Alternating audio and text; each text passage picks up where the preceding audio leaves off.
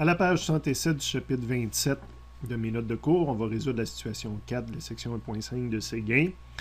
C'est pas une vraie situation avec données, schémas, formules et développement. C'est plus une question de compréhension puis de raisonnement, d'analyse. Elle s'intitule l'orientation du champ résultant. Donc, allez en prendre connaissance à la page 47 de Séguin. Donc, on nous donne comme information qu'on a toujours des charges. Il peut y en avoir jusqu'à 4 sur le dessin, que toutes ces charges-là ont la même valeur en module. Ils peuvent être positives, négatives, il va falloir l'interpréter noir-blanc. Moi, je vais les avoir redessinés ici carrément en écrivant des plus puis des moins, je trouve ça plus clair. Puis on nous demande toujours quelle est l'orientation du champ électrique résultant. Donc, quel est son angle, son orientation, si on veut. Première configuration qu'on a à résoudre, on a toujours le champ électrique au point P, qui se trouve être au centre des grilles qui nous donnait. J'avais une moins ici et une plus ici, toutes les deux à la même distance du point P. Donc, la plus crée un champ qui s'éloigne. Je l'ai mis 2 carrés de long. Je l'ai appelé E1 créé par la Q1. E2 crée un champ qui s'en va vers la 2, qui va avoir la même longueur parce qu'on a les mêmes distances. Donc, j'additionne ces deux vecteurs-là. Il va être dans le coin ici. Donc, selon la grille de réponse qu'il nous donnait, c'était la direction nord-est. En B, j'avais mon point P qui est à quelque part ici. J'avais une particule de ce côté-là, à une certaine distance. Puis ma particule Q1 de ce côté-ci, mais plus loin. Donc, toutes les deux étaient négatives. Donc, toutes les deux vont créer un champ qui s'en va vers la particule. E1 va être ici. Puis E2 va être de l'autre côté. Mais évidemment, je suis plus proche de ce côté-là. Donc, E2 va être plus grand de ce côté-là un peu.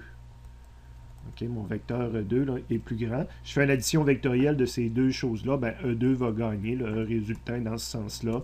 Donc, totalement vers l'est.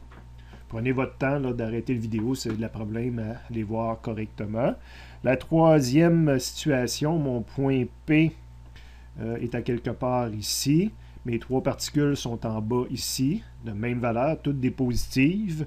Donc, ils vont toutes s'éloigner au point P. Donc, ligne droite s'éloigne comme ça.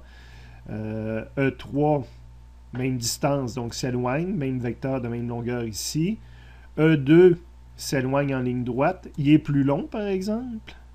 Donc, j'ai E1. Oups, j'ai une erreur de notation. On va les corriger. Donc, j'ai apporté une petite correction qui m'avait échappé. E1 en ligne droite s'éloigne.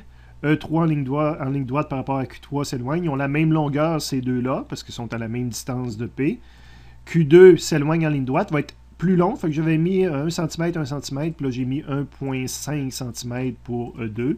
Je les additionne, ben, la contribution vers l'arrière va annuler la contribution vers l'avant de ceux-là, parce qu'il y a une symétrie. Donc mon E résultant va être par en haut, puis plus grand, parce que j'ai déjà E2 qui est comme ça, puis là j'ajoute des contributions vers le haut, il serait même probablement plus grand que ça encore. Donc il est vers le nord.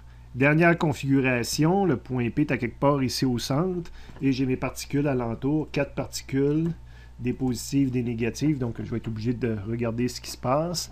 E1, négative, donc créer un champ qui s'en va vers E1 en ligne droite. Je vais tout avoir les mêmes distances, donc les 4 vecteurs vont avoir la même longueur. E2, ou en tout cas Q2, particules positives, s'éloigne, E2 est probablement en bas ici. 4 particules négatives, donc un champ qui s'en va vers 4. 3 positives, un champ qui s'éloigne en ligne droite, E3. Évidemment, ils ont tous la même longueur, tout ça va s'annuler. L'angle non applicable, c'est 0.